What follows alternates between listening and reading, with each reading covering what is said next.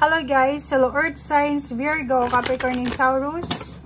Welcome dito sa aking channel, Kapalaran 888. Welcome. Earth Signs, Virgo, Capricorn, and Taurus. Alamin natin kung anong messages, vibration, gabay energy para sa lahat ngayong weekend na to. The general reading, so pwede kang makaresonate. Gamitin mo ang iyong intuition sa panonood.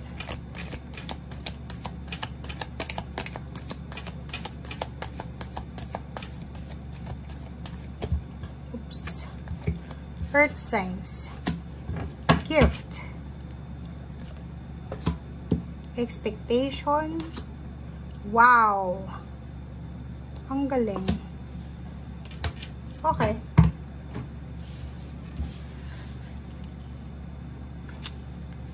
Okay, Earth signs.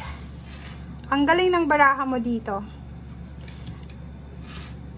This weekend, sinasabi ng baraha sa'yo na if ever man nakaranas ka ng betrayal, ng fake relationship, or fake commitment, or parang niloko ka sa usaping pera or relationship, may kapalit ito na ibibigay yung universe sa'yo. Okay? For example, ang tagal-tagal mo nang naandyan sa sitwasyon ng relationship mo. Like, sobra-sobra ka nang nahihirapan sa relationship mo pero nagtitiis ka pa rin. Sa pera naman, ang dami-daming issues sa pera na gusto mong ayusin, gusto mong umalis, gusto mong, parang alam mo yun, gusto mong takasan. And this weekend, may ini-expect ka dito eh, 'di ba?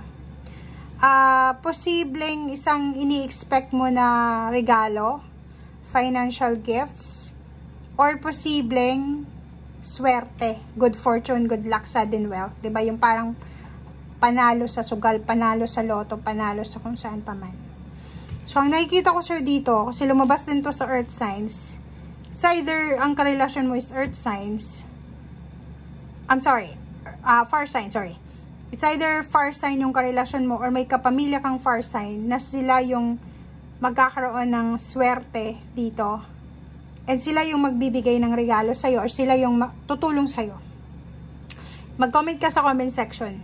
Kasi ang nakikita natin dito, itong sudden wealth na to, lumabas to sa mga fire sign. So, kung halimbawa may kapamilya ka na fire sign, pwedeng parents mo, pwedeng kapatid, or pwedeng karelasyon, pwedeng sila, etong nanalong ito, etong yung pera, etong makakatanggap ng perang ito, na malaki, lump sum, sila yung posibleng makakatulong sa'yo ngayon, na weekend na ito, sa problema mo. Lalo na kung ang dami-dami mong bills na kailangan na bayaran, marami kang kailangan na ayusin, papeles, or kano pa man. Ang nakikita ko sir dito, fire sign siya. Pero ang pinaka malapit dito is pwedeng kapatid mo. Kung may kapatid kang Aries, nakikita natin dito na pwede siya yung makatulong sa'yo. Pwedeng manalo siya sa sugal or sa loto or sa kung saan pa man. Siya yung pwede mong malapitan this weekend, lalo na kung kailangan mo ng pera. Kakaloka yung mga messages nyo this weekend.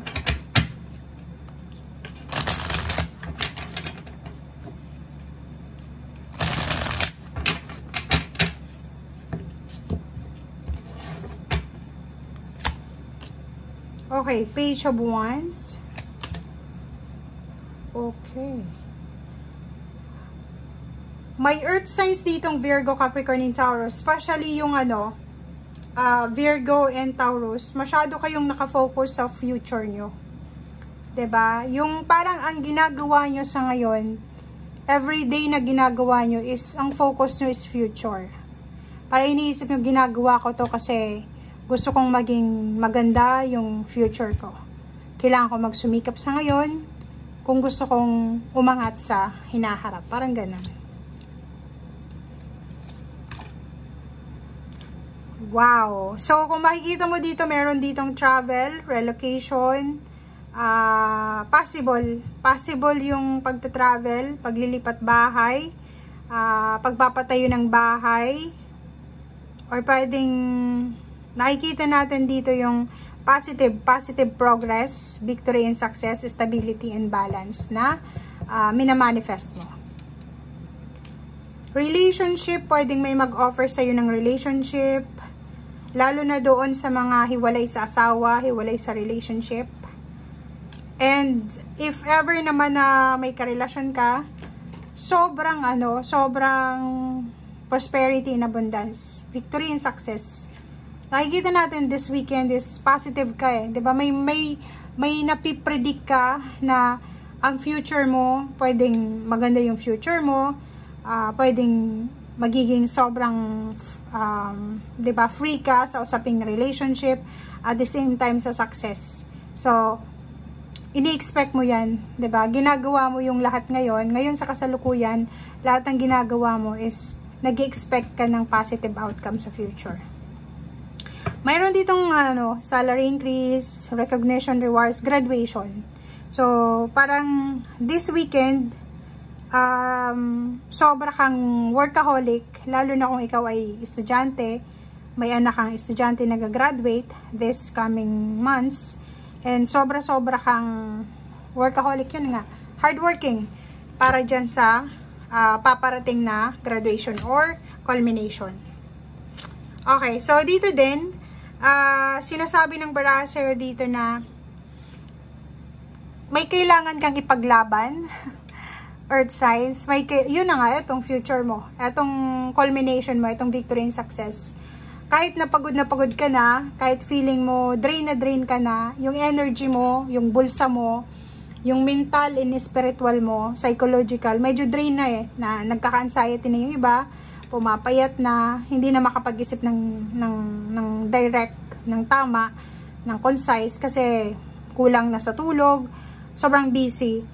Dito sa barahang to, sinasabi na kailangan mong wag mabalisa, okay? Kailangan mong straightforward ka lang dapat sa kung ano yung goals mo talaga, ipaglaban mo kung ano yung rights mo, ilaban mo yung pangarap mo, gawin mo yung lahat ng alam mo na nararapat or yung kaya mo.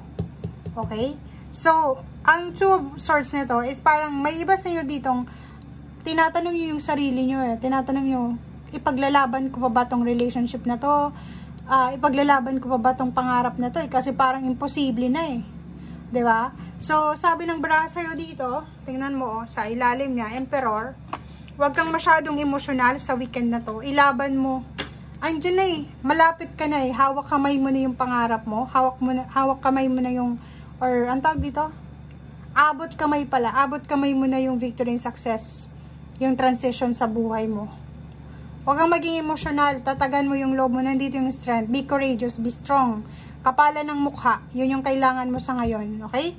Huwag mong isuko kung ano man ito na pinaglalaban mo. Lalo na kung pangarap yan. Or at the same time yung relationship mo. Thank you guys and bye!